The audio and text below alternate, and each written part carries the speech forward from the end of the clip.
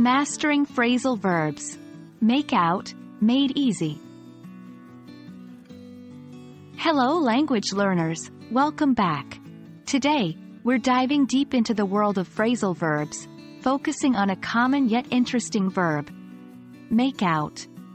Understanding and using phrasal verbs can take your English to a whole new level, so let's get started. Phrasal verbs can often have more than one meaning, and make out is no exception. Here are the 3 most common ways we use it. 1. To decipher or understand something. This is used when you're trying to understand what someone is saying or when you're reading unclear handwriting, for example. 2. To perform or fare in a specified way. We use this to describe how someone is doing in a particular situation. 3. To engage in passionate kissing or intimate touching. Often used in more informal or casual conversations, this meaning can be a little less obvious, but is important to understand.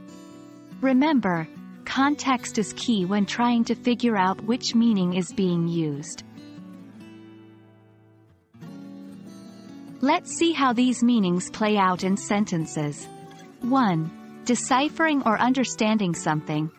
I can't make out what he's saying with all this noise. 2. Performing or faring well.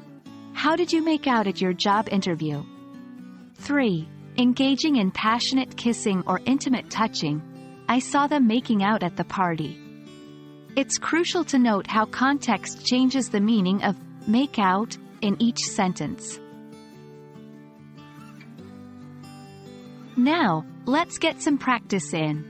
I'll share a sentence with a blank, and your task is to fill it in with make out, making sure it makes sense. 1. Can you blank his handwriting on the note? 2. We just barely blank in the wilderness for 3 days. 3. They were blank in the back of the movie theater. Great job! You're getting the hang of using make out. That's all for today's lesson on the phrasal verb, make out.